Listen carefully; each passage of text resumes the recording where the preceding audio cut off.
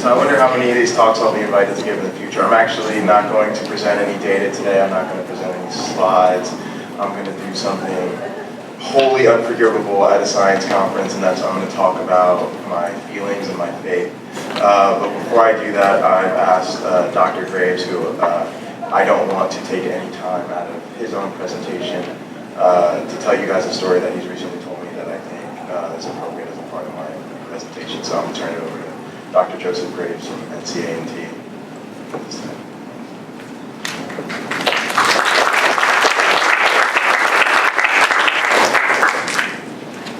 So, Mike Travisano told you earlier about important events in evolutionary biology in 1988. He left one out that I think is extremely important in this field. 1988 was also the first year that an African American earned a PhD in evolutionary biology. Now, that person happened to be me. And I was a graduate student finishing at Wayne State when Michael Rose came out to visit Leo Luckenbill. Both of them were working on the evolution of postponed senescence. And I was in the lab finishing my thesis. Michael walked in, he looked at what I was doing, he thought it was really exciting. Then he flew back to Irvine and he went to Rich Linsky and he said, well, I met this grad student at Wayne State and I think we ought to bring him here somehow. And then Rich asked, who was this person you met? And Michael said his name was Joe Graves. And Rich said, well, I know him. We were undergraduates together at Oberlin. And then it was Rich's idea to propose my candidacy for the President's Postdoctoral Fellowship at UC Irvine, which brought me there as a postdoctoral researcher with Michael Rose. And the rest, they say, is history. But there's also some really interesting history that you folks don't know. Now, you would think in 1990, at the time I hit the job market, that most of the Jim Crow racialist segregationist ideas about what someone should be as a professor in higher education in this country would have disappeared. But the simple fact of the matter is that that was not the case. And in many different venues in which I applied for a professorship with outstanding credentials, I was turned down again and again for reasons that my allies and hosts considered to be racial. One of these events actually occurred at UC Irvine. And this is where I had applied for a position as an assistant professor. One of the members of the faculty felt that, for whatever reason, they didn't want me there. Whether they favored some other candidate or not, I don't know. But this person colluded to actually hide my application so that it didn't go into the applicant pool. And so when this was discovered, Michael and Richard and 7 other professors went to the provost, outlined what had happened, and I would never have gotten my first appointment if Richard hadn't been willing to take that courageous act of standing up to a process that was biased. Now, again, you could say contingency, because later on, when I was an assistant professor at UC Irvine, I saw the application of a promising, of someone I thought was a promising graduate student. The members of the graduate committee weren't so sure that this person was promising. But when I looked at this person's file, I said, this Paul Turner guy, he actually looks quite promising. And so I was able to convince the graduate committee to admit Paul Turner. Paul then comes to Irvine, works with Rich, and as I say, the rest was all history. But these are things that would not have happened if Richard Linsky had not acted. So if there's a lesson to be learned here, and I hope that some of you will take this lesson away, and this has been said many times, that all that is required for the triumph of evil is for good people to do nothing. Richard Linsky was a good person who did something. Thank you, Richard.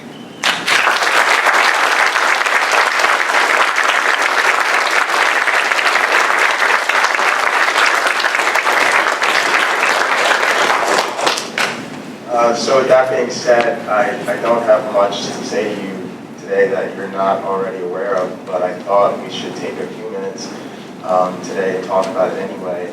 And that is Rich Lenski as a man, and in my case particularly as an advisor, and how the way Rich is with us, the way the Lenski Lab is as a family, facilitates the running of a very large and diverse lab. And because our lab is so diverse and so successful, that is really making a contribution to diversity in professional science. I actually wanted to start my talk off today by saying you can probably disregard everything I say because the man I'm talking about currently pays my bills. But to some extent, that's my point, is that this is my job. And I have a tremendous honor of being in the Lenski Lab. Those of you who heard Mike Weiser speak earlier this morning, Mike actually trained me when I got to the Lenski Lab, and how I got there was quite interesting. I actually had my background in anthropology, and I was studying sexual selection in humans because I went to school to be a dating coach. And Penn State sent me out to the Evolution Conference in Snowbird, Utah to present my master's research in the hopes that I might find additional graduate programs that were interested in recruiting me.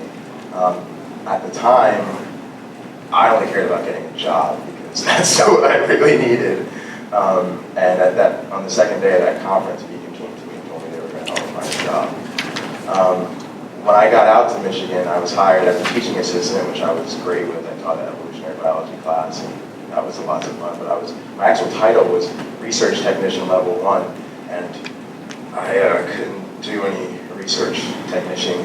I had no laboratory skills.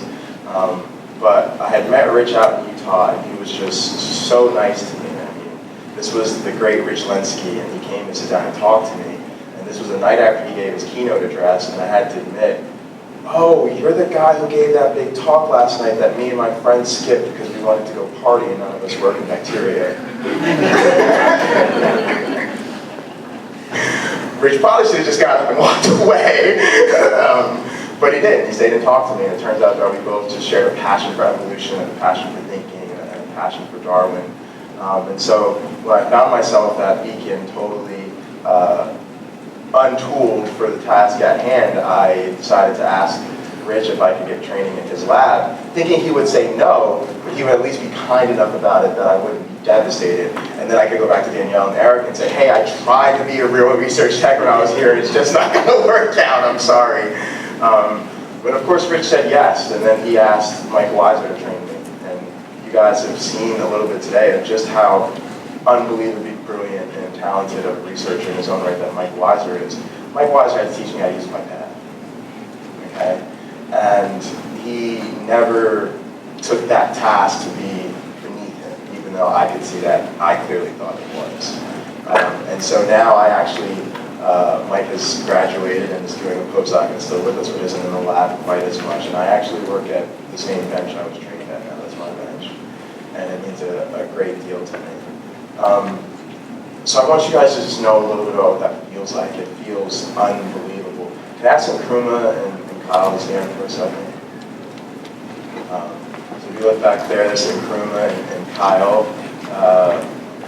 They mean the world to me. My dad growing up, thanks guys, my dad growing up was an administrator at Seton Hall University, and he had 3 students from inner city New Jersey who were in my father's pre-med, pre-dent program. And they all made a pact together to see each other through their undergraduate experience at Seton Hall and through medical school and dental school. They're now known as the 3 doctors. There's been documentaries made about them, and they've started their own foundation. But since my father mentored them, I knew them growing up as a child. And Kyle and Kruma and I have a very similar path because we came in the same cohort. We are the official Lenski babies. We are Dr. Lenski's most recent grad students. And I truly believe that he recruited us with each other in mind. Dr. Lenski also recently wrote a grant this year. It was called Integrating Research and Education Diversity. And in it, he talks about how the work that Kyle and Kuma and I do is integral to the mission of the long-term evolution experiment. And he wrote this grant on his own. He didn't tell us about it ahead of time. He didn't ask us to do anything for it. And on top of that, he was helping us finish our own grant. So,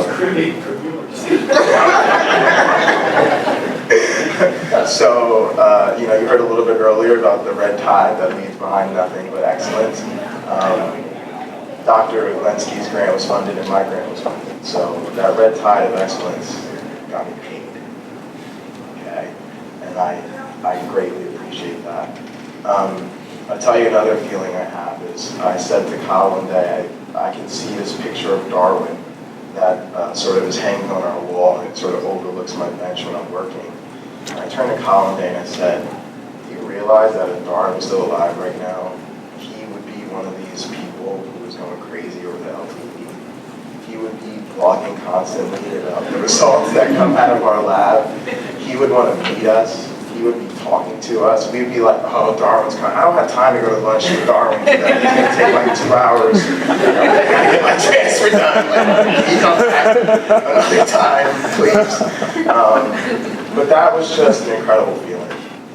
I do work, really that's a continuation of the work that Mike Travisano started in my lab on quantifying the relative effects of adaptation, chance, and history.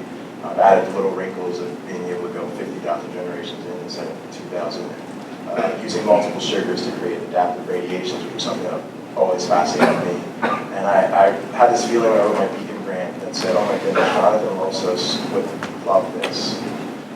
Peter and Rosemary Grant would eat this up. Stephen J. Gold, who talks about reclaiming the taking of life, would be blown away with how literally we've taken that in our experiments. And to be a part of that legacy and that tradition is unbelievable. Last year at Beacon Congress, I don't know where Paul frickin' Turner came up to me and he sat down across from me at a table and we were just eating together. And I said to myself, Jason, here's a young African-American male who went through your lab and is now a professor at Yale. That doesn't mean that I'll be a professor at Yale one day, but the fact that the possibility is there is so amazing. We talk about faith as the belief in the things that are not seen. I have not seen my name in a major publication. I have not received any prestigious postdoctoral job offers as a PhD, but I have faith that I will, because I have complete faith and confidence in my advisor, and that's unbelievable.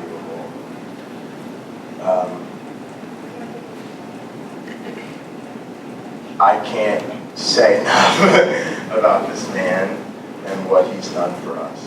But he is in our corner. He supports us. He takes time and energy out of his day. He's never. People always tell me, "How do you get in touch with Lenski? He's always so busy. Like, how does he even communicate?" I say, "I don't have that issue with Lenski." Now, granted, I'm the squeaky oil that gets the wheel. The squeaky wheel that gets the oil. But I really just thank you so much. We have a saying, I used to be a very religious man, and he used to say about Jesus that he looked beyond my faults and saw my need. And I can definitely say that Dr. Lenski does that. I'm not the only African-American male in my lab. That means the world to me. I'm the only student with a disability in my lab. That means the world to me. When I showed up and I met Jeff Morris, another guy who had long hair and wore leather jackets and played loud rock and roll music, I was not the only one in my lab, and it means the world to us. Thank you all so much for your time, and thank you, Dr. Lenski.